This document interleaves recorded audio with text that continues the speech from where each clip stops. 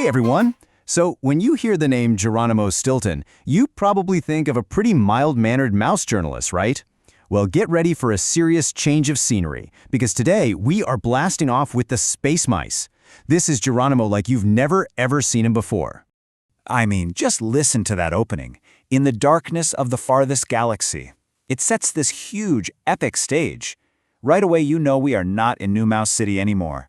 We are way out in the deepest, darkest parts of the universe, on a ship run completely by mice. And yeah, that's the big question, isn't it? Who are these mice? What are they up to? Well, that's what we're going to get into. We're going to break down this world, meet the crew, and look at the very slippery problem at the center of this whole intergalactic story. So let's get to it. Okay, first things first, let's figure out where we are. Our story all happens on this one really special spaceship. It's the home base for everything that's about to go down. And here she is, the Mouse Star 1. And according to its captain, it's not just some old spaceship. Oh no, it is the most mouserific one in the entire universe. That's a pretty bold claim, you know? It's basically the Millennium Falcon, but for mice. And this is our guy, Captain Geronimo Stilton. He's the one in charge, but what makes him so great is that he is not your typical confident space captain. He's a writer. He's clumsy, and he would honestly rather be anywhere else. He's the ordinary mouse who's been thrown into this absolutely extraordinary situation, which makes him super relatable. But you know, a captain is only as good as his crew. And in this case, the crew is, well, it's family. So let's meet the rest of the Stilton clan and their robot pal who are cruising through the cosmos on this wild adventure. And would you look at them? What a colorful group. You can already kind of get a feel for their personalities just by looking at this picture, right? It is a full-on family road trip, just, in space. All right, so here's the official lineup. You've got Geronimo as the reluctant captain, then there's Trap, he's the Joker, Thea is the daredevil of the group. You've also got the tough-as-nails grandfather William, who used to be the captain.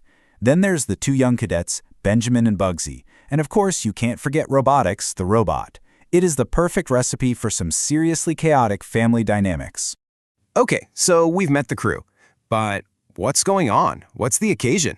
Well, every good space adventure needs a backdrop, and this one has a pretty magical galaxy-wide party. So this isn't just any old party. It's the Night of the Dancing Stars. And get this, it's the most beloved holiday in the whole universe. It's a night where stars literally dance and paint colorful trails across the sky. It's all about pure joy and friendship. And just like holidays we know, this one has its own cool traditions. If we pull up the files from the Encyclopedia Galactica, it says that these little beings called the Elfics fly around in a giant star sled, delivering presents to everyone everywhere. And here are those little gift givers, the Elfics. They're from the planet Twinklix, and you're gonna love this detail. Their whole planet is shaped like a giant wrapped present. I mean, you can't get more on theme than that. Yeah, and their motto pretty much sums it all up, doesn't it?